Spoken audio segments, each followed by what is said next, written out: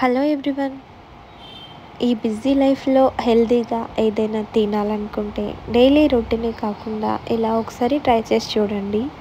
So ముందుగా ఒక bowl తీసుకొని దాంట్లో 2 కప్స్ గోధుమ పిండి అలాగే 3 టేబుల్ స్పూన్ ఆఫ్ రాగి పిండి వేసుకొని బాగా కలుపుకోండి. దాంట్లో ఒక టేబుల్ స్పూన్ సాల్ట్ వేసుకొని ఒక గ్లాస్ వాటర్ కొద్ది కొద్దిగా యాడ్ చేసుకుంటూ పిండిని మెత్తగా కలుపుకోండి. మరీ ముద్దలా కాకుండా చేతికి అంటుకోకుండా ఉండేటట్టు కలుపుకోండి. సో ఒక 10 మినిట్స్ వరకు పక్కన ఉంచుకోండి. పిండిని ఎప్పుడైనా కలిపిన వెంటనే చపాతీ చేస్తే గట్టిగా అయిపోతాయి.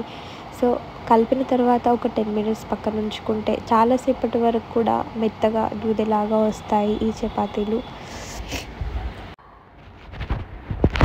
ఇలా కొద్ది సైజులో చిన్న బాల్ పరిమాణంలో తీసుకొని ఉండలా చేసుకొని చపాతీలు చేసుకోవచ్చు. ఈలోపు మనం చపాతీలోకి కర్రీ సైడ్ డిష్ చేసుకుందాం.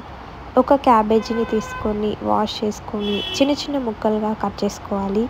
సో కడాయి పెట్టుకొని ఆయిల్ వేసుకొని పోపు గింజలు వేసుకొని అలాగే పచ్చిమిర్చీలు కరివేపాకు వేసుకొని ఈ క్యాబేజీ తురుముని కడాయిలో వేసుకొని బాగా కలిపేసుకోవాలి. సాల్ట్ ఉప్పు వేసుకొని మూత పెట్టుకొని ఒక 5 మినిట్స్ వరకు బాగా మగ్గనివ్వండి. లో ఫ్లేమ్లోనే కుక్ అవ్వాలి, ఎందుకంటే మనం దాంట్లో వాటర్ అనేది యాడ్ చేయట్లేదు కాబట్టి.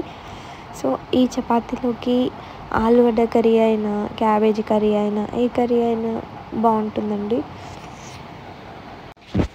రాగి చపాతీ ఓన్లీ అంటే అది అవ్వదండి, సాగదు. సో నేను ఇలా రాగి ఇవ్వాలి అనుకున్నప్పుడల్లా పిల్లలకి కానీ మనకు కానీ చపాతీలో యాడ్ చేస్తాను. ఇలా చేస్తే మనం రాగి కలిపినట్టు కూడా తెలీదు, కానీ చాలా హెల్తీగా ఉంటుంది చపాతీలు అనేది. సో ఆయిల్ వేసుకోకుండా ఇలా బాగా కాల్చుకోండి చపాతీని. ఒక్కొక్క చపాతీని తీసుకొని ఇలా కాల్చేసి పక్కన పెట్టుకోండి. ఈలోపు మన కర్రీ కూడా రెడీ అయిపోతుందండి. చూసారా, బాగా ఈవెన్గా కుక్ అయింది, ఫ్రై అయింది. కింద అనేది అస్సలు అడుగంటలేదు, ఎందుకంటే మంటని లో ఫ్లేమ్లో వేసుకొని మాత్రమే కుక్ చేసుకోవాలి. ఒక సైడు కర్రీ, ఇంకో సైడు రాగి చపాతీ.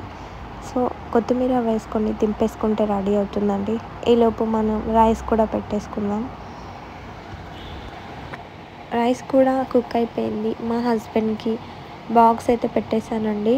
ప్రతి ఇంట్లో ఉండే మార్నింగ్ రొటీనే అండి. దాన్ని ఇంకొంచెం హెల్తీగా టేస్టీగా ఇలా ట్రై చేసి చూడండి.